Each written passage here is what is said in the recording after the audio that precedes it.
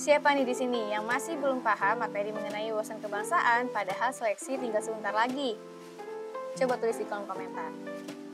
Nah, tapi tenang aja teman-teman, karena di video ini aku akan bahas 5 soal wawasan kebangsaan yang bisa jadi bahan kalian untuk mempersiapkan diri menghadapi seleksi nanti. Kita mulai aja yuk!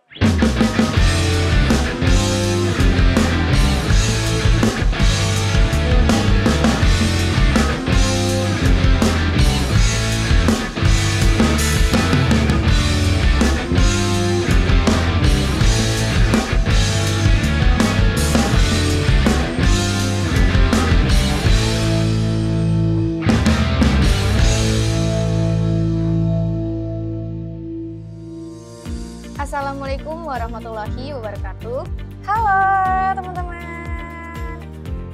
Apa kabar kalian hari ini? Semoga dalam keadaan sehat dan baik ya.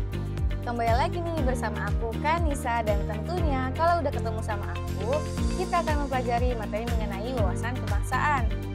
Dan hari ini aku akan bedah 5 soal yang berkaitan dengan pilar negara, nasionalisme, dan juga bahasa negara loh. Tanpa lama basa-basi, kita mulai aja langsung yuk.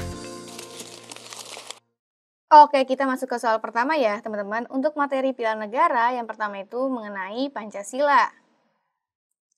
Polda Metro Jaya menyebutkan bahwa tersangka David Yulianto, 32 tahun, sudah menggunakan nomor plat palsu sejak tahun 2022 di kendaraan lain miliknya. Tersangka menggunakan nomor dinas kepolisian untuk menghindari ganjil genap. Dari peristiwa tersebut, maka David sudah mencederai Pancasila karena A. Perbuatan curang melawan hukum tidak mengamalkan nilai keadilan sosial bagi seluruh rakyat Indonesia. B. Perilaku tersebut harus diberikan sanksi sesuai dengan peraturan perundang-undangan yang berlaku. C. Sebagai generasi penerus bangsa harus dapat menjunjung Pancasila sila kelima. D. Perbuatan memalsukan plat nomor merupakan tindakan melawan hukum karena melanggar sila kedua. E. Perbuatan melawan hukum harus segera diatasi dengan sebaik-baiknya agar tidak terjadi lagi. Nah, di sini teman-teman, karena kita ditanyakan alasan nih, alasan kenapa David ini, atau tindakan David yang mana menggunakan nomor plat palsu, yaitu nomor dinas kepolisian, untuk menghindari ganjil genap ini mencederai Pancasila. Nah, berarti teman-teman di sini jawabannya itu kita harus pilih yang memuat salah satu nilai atau butir pengamalan di sila-sila Pancasila, teman-teman. Nah, di sini kan kalau kita tahu nih, si David ini berarti menggunakan nomor platnya ya teman-teman di kendaraannya dengan menggunakan plat dinas kepolisian nih. Nah, berarti perbuatan tersebut adalah perbuatan yang tentunya dilarang nih karena telah melanggar aturan yang ada, teman-teman. Nah, terkait dengan warga negara yang melanggar aturan itu sangat jelas telah mencederai nilai-nilai yang ada dalam sila-sila Pancasila, teman-teman, yaitu sila yang kelima. Nah, hal ini yang menjadi alasan bahwa perbuatan curang melawan hukum ini tidak mengamalkan nilai keadilan sosial bagi seluruh rakyat Indonesia, teman-teman. Nah, berarti untuk soal ini jawabannya itu adalah yang A ya. David mencederai Pancasila karena perbuatan curangnya yaitu menukar nomor plat palsu untuk menghindari ganjil genap ini tidak mengamalkan nilai keadilan sosial bagi seluruh rakyat Indonesia. Oke, kita masuk ke soal nomor 2 nih, teman-teman. Materi mengenai UUD 1945 sebagai salah satu pilar negara juga nih. Konstitusi merupakan salah satu norma hukum di bawah dasar negara. Undang-Undang Dasar 1945 pertama kali dibahas ketika sidang BPUPKI. Sehingga pada akhirnya di sidang pertama PPKI, Undang-Undang Dasar 1945 disahkan menjadi konstitusi dan hukum dasar tertulis. Adapun yang bukan merupakan alasan mengapa sebuah negara harus mempunyai hukum dasar tertulis adalah A. Sebagai ciri khas yang membedakan dengan negara lain. B. Konstitusi sebagai barometer kehidupan bernegara. C. Tujuan negara tidak akan tercapai tanpa adanya konstitusi. D. Tanpa konstitusi sebuah negara tidak akan terbentuk. E. Konstitusi dibutuhkan untuk membatasi kesewenang-wenangan kekuasaan. Nah, di sini teman-teman yang ditanyakan yang bukan merupakan alasan kenapa sebuah negara itu harus punya hukum dasar tertulis, teman-teman, atau konstitusi. Nah, di sini Ini adalah konteksnya dikaitkan dengan negara Indonesia ya tentunya teman-teman.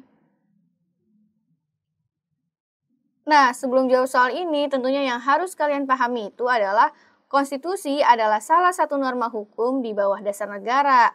Nah, di sini teman-teman, alasan mengapa sebuah negara itu harus punya dasar tertulis atau konstitusi itu yang pertama adalah konstitusi dibutuhkan untuk membatasi kesewenang-wenangan kekuasaan teman-teman. Jadi di dalamnya nantinya ada pasal-pasal yang membahas mengenai pembatasan kewenangan dari seorang pejabat dan lain sebagainya. Jadi yang ini benar ya teman-teman. Kemudian yang kedua nih, alasan kenapa negara butuh konstitusi. Itu adalah konstitusi sebagai barometer kehidupan bernegara. Nah, berarti yang B juga benar ya. Kemudian selanjutnya yang ketiga itu adalah agar tujuan negara tidak akan tercapai tanpa adanya konstitusi. Nah, karena di dalam konstitusi itu tentunya memuat mengenai tujuan-tujuan dari suatu negara, teman-teman, termasuk seperti negara Indonesia. Tujuannya itu ada di dalam pembukaan Undang-Undang Dasar 1945. Nah, berarti yang C ini juga benar. Kemudian, tanpa adanya konstitusi, teman-teman, sebuah negara juga tidak mungkin terbentuk. Jadi yang D juga benar. Nah, berarti yang mana nih yang bukan merupakan alasan kenapa sebuah negara harus punya hukum dasar tertulis atau konstitusi? Itu yang A ya, sebagai ciri khas yang membedakan dengan negara lain. Nah, ini kenapa yang A nih, teman-teman? Karena kalau dalam konteks Indonesia, yang membedakan antara Indonesia dengan negara lain itu adalah Pancasila, teman-teman, bukan Undang-Undang Dasar 1945. Jadi untuk soal ini jawabannya itu adalah yang A ya. Oke, kita lanjut ke soal nomor 3 nih. Untuk materi NKRI. Duta Besar Al-Busyra Basnur mengatakan jika dalam beberapa tahun terakhir banyak sekali perguruan tinggi di Indonesia yang memiliki keinginan untuk menandatangani naskah kerjasama dengan perguruan tinggi di Ethiopia. Sebaliknya, minat perguruan tinggi di Ethiopia sangat besar untuk mengadakan kerjasama dengan perguruan tinggi di Indonesia. Umumnya mereka ingin belajar banyak dari Indonesia. Dari cuplikan teks di atas dapat dijadikan sebagai bukti untuk mengeksiskan NKRI di kancah dunia, yakni dengan A. Seharusnya kerjasama bilateral bisa terus ditingkatkan mengeksiskan NKRI. B. Kerjasama antara Indonesia dan Ethiopia di bidang pendidikan. C. Ethiopia adalah negara yang sudah lama ingin menjalin kerjasama dengan Indonesia. D. Kerjasama di bidang pendidikan memang perlu dilakukan untuk mengharumkan nama perguruan tinggi mahasiswa. E. Kerjasama antara Indonesia dan Ethiopia perlu ditingkatkan dengan sebaik-baiknya.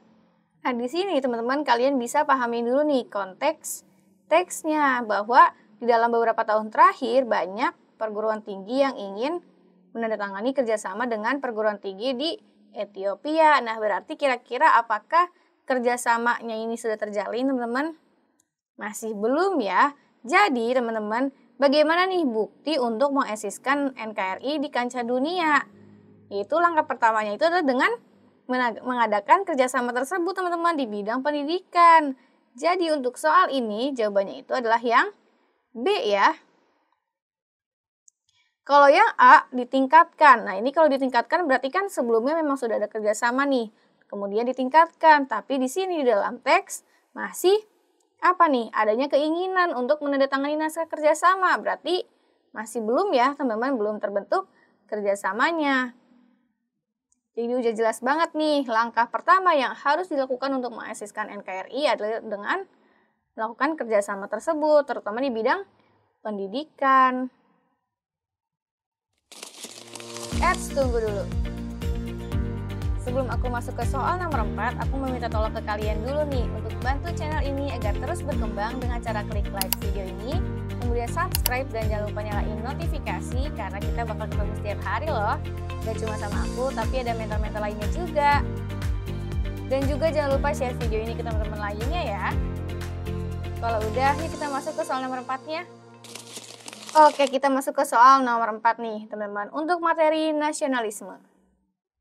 Kehadiran globalisasi tentunya membawa pengaruh bagi kehidupan suatu negara termasuk Indonesia. Globalisasi mempunyai pengaruh positif dan negatif. Pengaruh tersebut tidak secara langsung berpengaruh terhadap nasionalisme, namun secara keseluruhan dapat memupuk rasa nasionalisme terhadap bangsa menjadi berkurang atau bahkan hilang. Dampak positif dari adanya globalisasi diantaranya adalah pergeseran nilai dan sikap masyarakat dari yang semula irasional menjadi rasional. B. Meyakinkan masyarakat Indonesia bahwa liberalisme dapat membawa kemajuan dan kemakmuran. C. Sikap individualistik yang menimbulkan ketidakpedulian antara perilaku sesama warga. D. Masyarakat lupa akan identitas diri sebagai bangsa Indonesia. E. Hilangnya rasa cinta terhadap produk dalam negeri karena banyaknya produk luar negeri. Nah, di sini teman-teman, yang perlu kita pahamin bahwa globalisasi memang akan membawa dua dampak nih atau pengaruh, yaitu secara positif yang membawa kebaikan dan juga negatif atau keburukan. Nah, di dalam soal ini teman-teman yang ditanyakan itu adalah dampak positifnya atau pengaruh positif dari adanya globalisasi itu. Kira-kira dari opsi jawaban yang ada yang mana nih teman-teman? Kita lihat dari opsi yang E dulu. Hilangnya rasa cinta terhadap produk dalam negeri karena banyaknya produk luar negeri. Kira-kira ini positif atau negatif? Ini tentunya negatif ya teman-teman, karena rasa cinta terhadap produk dalam negeri justru menghilang. Kemudian yang D, masyarakat lupa akan identitas diri sebagai bangsa Indonesia, ini juga sama nih, adalah dampak yang negatifnya. Kemudian yang C, sikap individualistik yang menimbulkan ketidakpedulian antar perilaku sesama warga. Ini juga jelas ya teman-teman, ini adalah dampak yang negatif, justru muncul sikap individualistik nih, karena negara Indonesia itu adalah, ciri khasnya itu adalah gotong royong.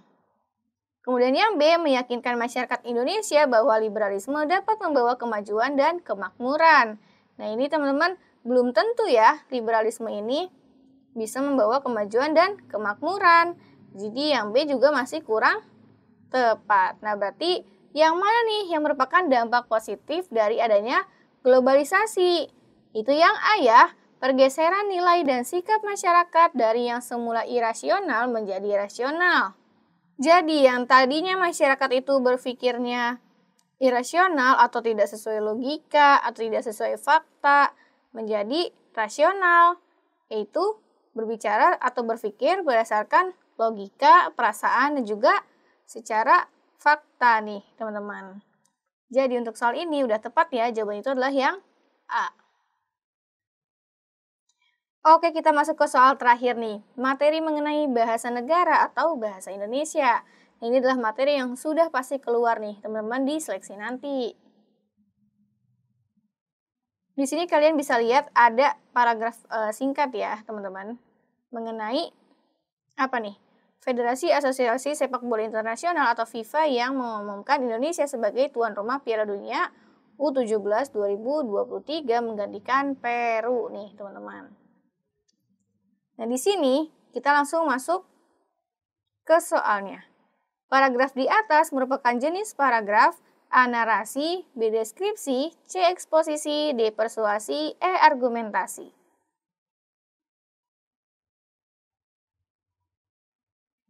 Nah, di sini teman-teman, kalau kalian bisa lihat paragrafnya ini adalah paragraf singkat ya, yang memuat informasi teman-teman.